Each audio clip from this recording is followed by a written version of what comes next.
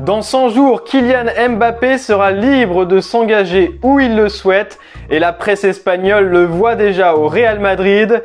Donnarumma n'est lui pas satisfait de sa situation au PSG et Lyon qui devra faire sans son meilleur buteur pendant plusieurs semaines. On en parle tout de suite dans le journal de Made in Foot.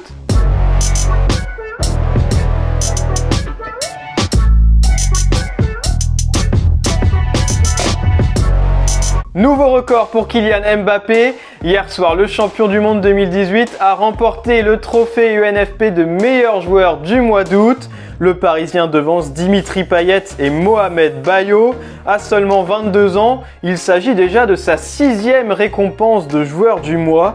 Un record en Ligue 1 qui le place juste devant Zlatan Ibrahimovic, qui l'avait remporté à 5 reprises. Alors si tout va bien pour le Français, la presse espagnole n'oublie pas qu'il n'a toujours pas prolongé avec le PSG et que la fin de son contrat approche à grands pas. Le journal AS déclenche même le compte à rebours ce vendredi.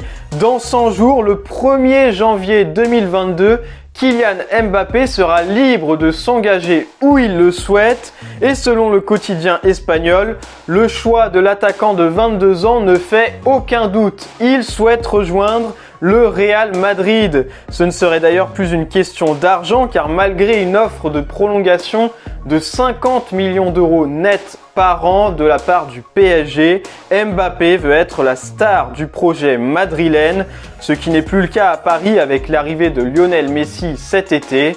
Alors dans 100 jours, Kylian Mbappé sera-t-il un joueur du Real Madrid? On attend votre avis dans les commentaires. Et Kylian Mbappé n'est visiblement pas le seul joueur du PSG à avoir des envies d'ailleurs. Selon la presse italienne, Gianluigi Donnarumma ne serait pas heureux à Paris. La faute à la concurrence avec Keylor Navas. Depuis le début de la saison, le gardien de 22 ans n'a disputé que 2 matchs de Ligue 1 contre Clermont et Lyon. En Ligue des Champions face à Bruges, il avait laissé sa place à Navas. Or, l'Italien ne pensait pas être si souvent sur le banc des remplaçants.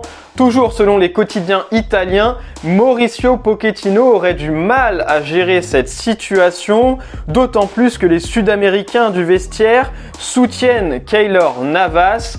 De quoi déjà envisager un départ pour Donnarumma. Selon le Corriere della Sera, la Juventus de Turin pense à lui pour l'été 2022. Gros coup dur pour l'Olympique lyonnais. Le club de Jean-Michel Aulas a annoncé hier soir l'absence pour plusieurs semaines de Moussa Dembélé. L'attaquant lyonnais a subi un choc sur le péroné lors de la victoire contre Troyes et souffre d'une fissure localisée. Auteur de 4 buts en Ligue 1 cette saison, le vice-capitaine de l'OL revenait tout juste d'une blessure musculaire.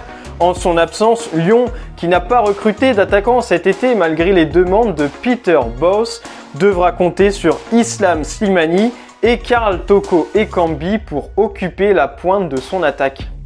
Le mercato a fermé ses portes depuis près d'1 mois maintenant, mais cela n'empêche pas les clubs de Ligue 1 de tenter des coups. C'est le cas des Girondins de Bordeaux qui vont faire signer dans les toutes prochaines heures Mbaye Niang en qualité de joker. Sous contrat jusqu'en 2023 avec le Stade Rennais où il ne joue plus depuis son retour de prêt, l'attaquant sénégalais arrive gratuitement en Gironde et devrait s'engager 2 saisons plus 1 en option. De son côté, Rennes a négocié un pourcentage à la revente et des bonus, mais fera surtout l'économie de son salaire, un des plus gros de l'effectif rennais. Le SCO Angers a lui ouvert ses portes à Nabil Bentaleb, l'international algérien, sans club depuis la fin de son contrat avec Schalke cet été, va pouvoir retrouver des sensations et parfaire sa condition physique pour retrouver un challenge sportif, comme l'a expliqué Angers sur Twitter. Reste à savoir si cela débouchera sur un contrat entre le SCO et Nabil Bentaleb. C'est tout pour aujourd'hui, merci de nous avoir suivis et à bientôt pour un nouveau journal de Made in Foot.